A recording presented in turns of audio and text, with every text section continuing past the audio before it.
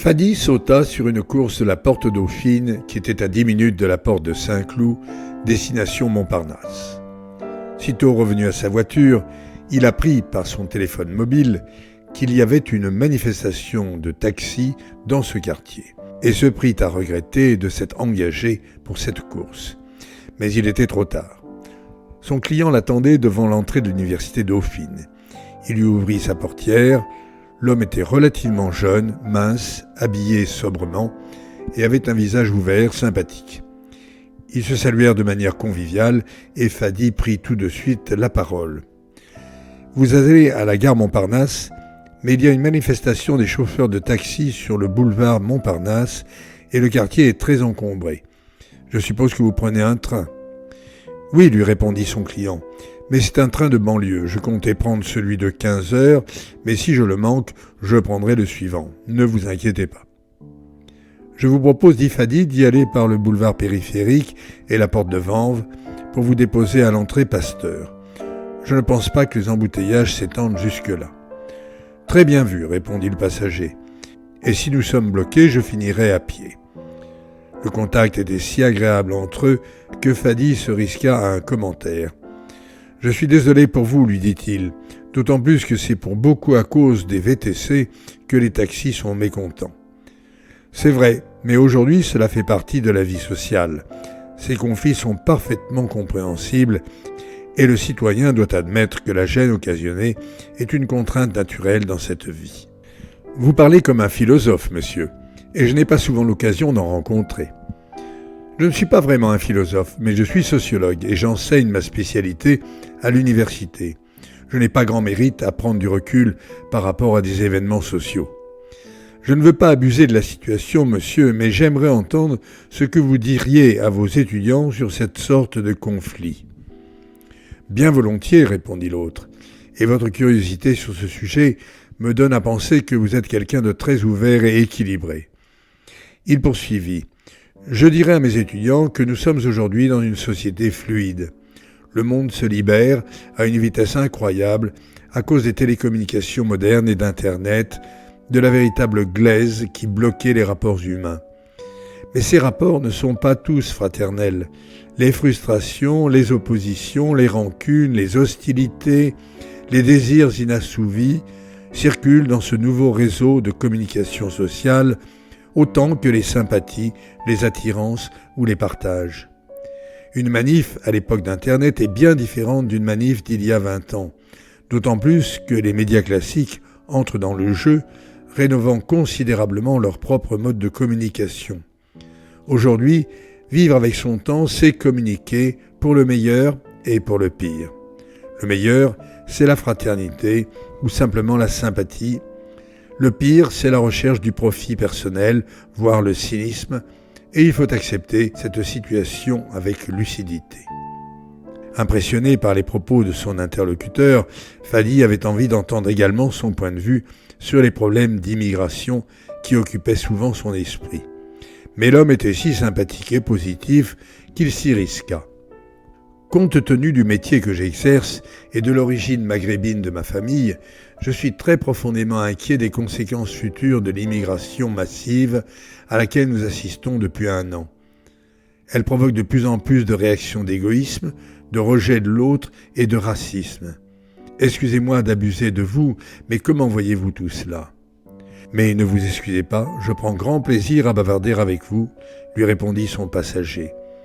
L'inégalité entre les êtres humains est une évidence, pas seulement sur le plan économique, mais aussi sur celui de l'éducation, des conditions de vie et de la sécurité physique des individus. Cette inégalité est à son paroxysme entre un Érythréen ou un Syrien et un Américain ou un Français, et elle ne cesse de croître.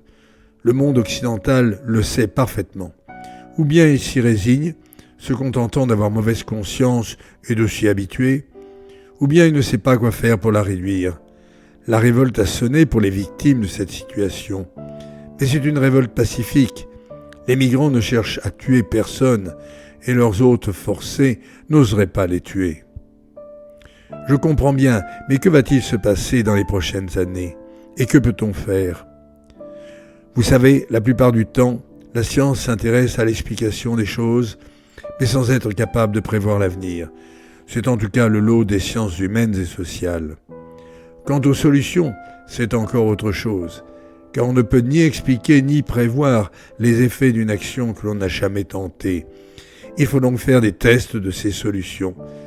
Mais tester des solutions aux problèmes dont nous parlons, ce n'est pas simple. « Je vous remercie vraiment de m'avoir répondu, reprit Fadi.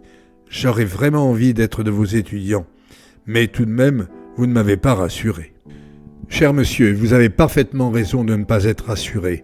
Quant à venir à un de mes cours, ce ne serait certes pas facile, mais si vraiment vous y teniez un jour, je vous promets de me débrouiller pour qu'on vous laisse entrer.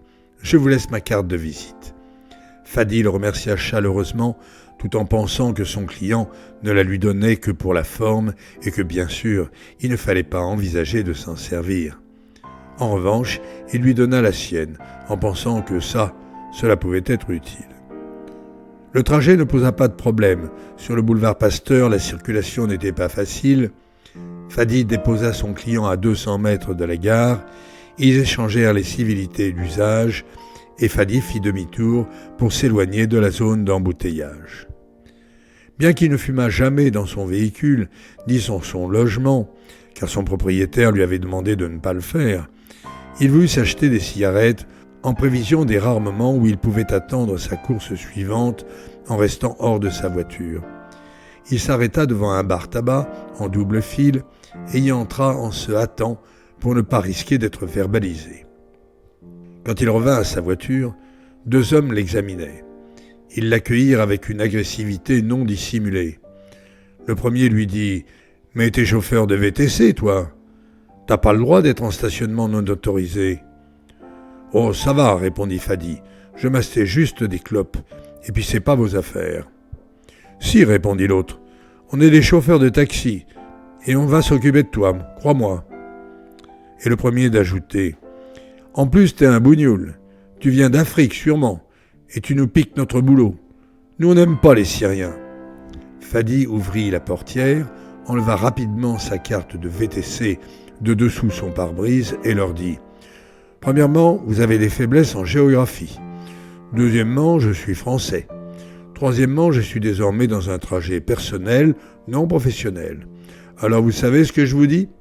Petit con, on va te faire ta fête, et tu t'en souviendras. » Fadi vit 2 policiers qui se dirigeaient vers le bar tabac.